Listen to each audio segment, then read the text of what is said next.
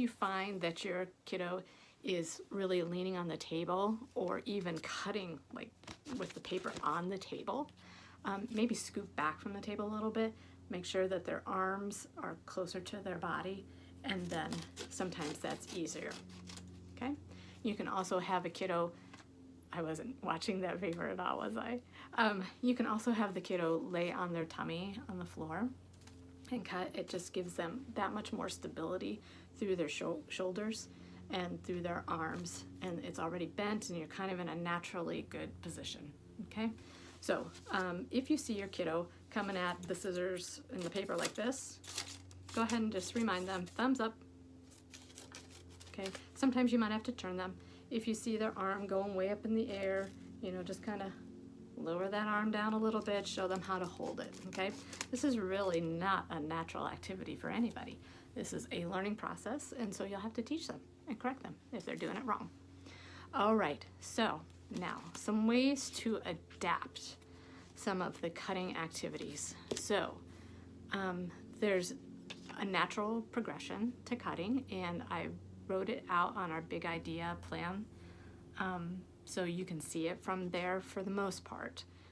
But basically it's snipping, cutting across a piece of paper, cutting on a line, then going into some basic shapes, then the cut-ins, and then some more complex shapes. But you will often get things from your teacher, probably especially during this time, that might require some cutting that you're kind of like, oh, they can't do this. So how can I help them? So one idea is, and this is just a piece of construction paper, they might have a line down, okay? So what you can do is you can naturally thicken that line just a little bit, make it wider, thicker this way. If I can open this marker. Ugh, there we go. All right, so I am just going to, I don't know if you can see this, I'm gonna move my paper down. That still didn't help. I'm gonna go back up because I kind of like that position. Sorry. Still learning all this stuff. Let me use my box as a surface. All right, so there we go. So I am just going to use the side of my marker, make it thicker. Make it as thick as you need to. Maybe you don't know if your kiddo can cut this. You'll know pretty quick, okay? They'll tell you pretty quickly if you're paying attention. And then they can go ahead and cut maybe a little bit easier, okay? Thumbs up, even on the holding the paper part, okay? So just like that. So you can thicken the line. Maybe your kiddo gets a paper like this, where you're supposed to cut from the candle to the cupcake. Super cute. But maybe it's kind of hard to tell. These are dashed lines, they're not really full lines. So you could fill in the lines if you want to. You could also use a highlighter. Just like this. And just highlight the line a little bit. You can even extend it out to here. Sometimes kiddos don't know that, well, how do I get to the candle? Okay, so you can extend out to there and just highlight it. Oh, okay, there we go. It's a little bit easier to see where I start and where I end, okay? So that's a simple way to adapt that. Some kids, oh, once we get up to the circles are kind of fun, they're hard. But you will see a kiddo who maybe has never cut a circle before, and you'll know right away because they're like, where do I start? So just give them an extra line. It's really okay. Oh, this marker again, I tell you. Ugh, there we go. So it's just giving them an extra start line. And, oh, I didn't talk about this. There is a correct way to cut, a correct direction.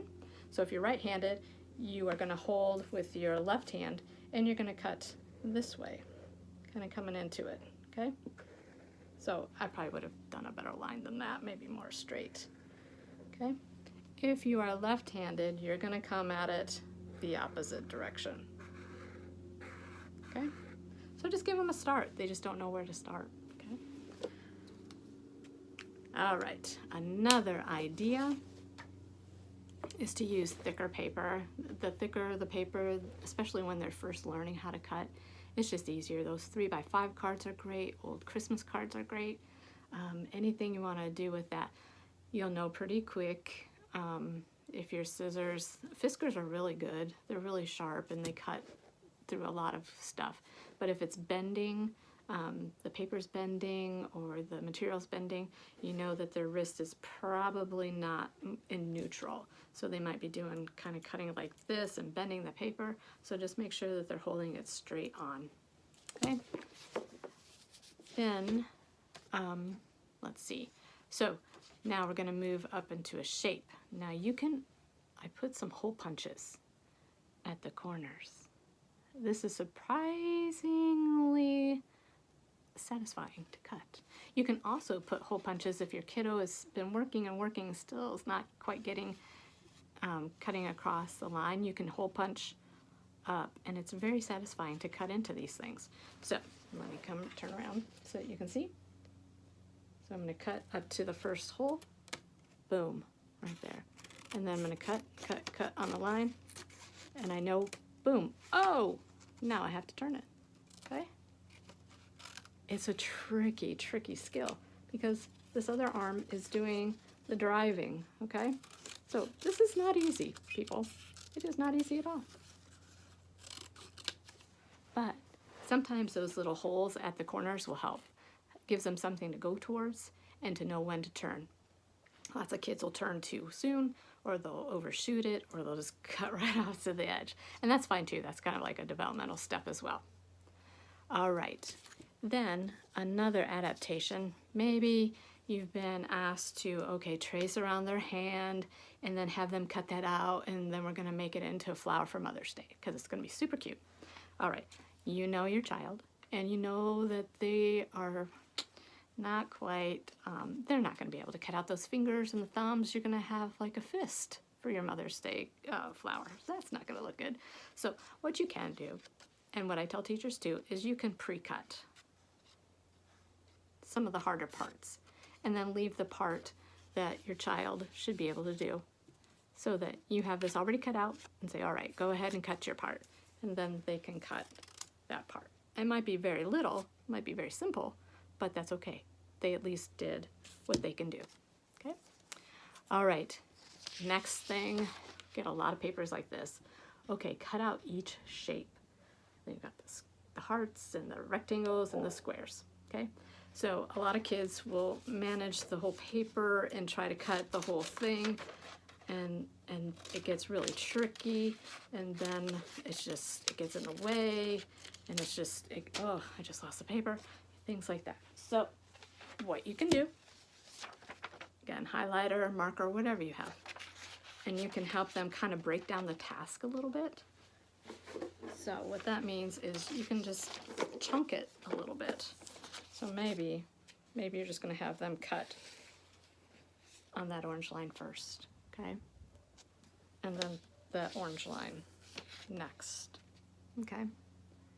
And then maybe you're going to have them cut on this orange line here, okay? That way the lines are nice and straight and simple, and then once they get to the part where they're going to cut, it's a little bit easier to manage. So just for an example, I will cut these two parts apart like that, and then I'm going to cut this on that line, and that's easier to manage.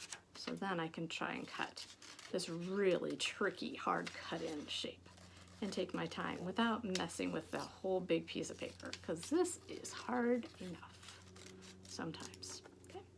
All right, so there's that idea.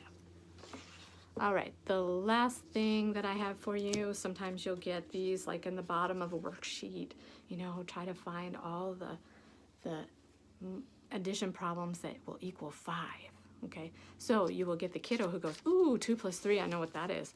And then they will cut on this like that, and then just cut around each one. And it takes forever and it's really hard, and usually there's more than this. So what I encourage my little ones to do, and my older ones too, because sometimes they forget, is to try to cut the longer edges first. Still trying to figure out how you can see this best. Cut the longer strips first, like that, and like this. And then you can chunk it a little bit more. You can do that, and that, and that, and then cut it. So much easier than trying to cut each individual rectangle, okay? So those are some tips, some tricks, some suggestions. You do what works best for you, but happy cutting. It's a wonderful skill. Supervise, make sure that they're safe, but have fun. Thanks.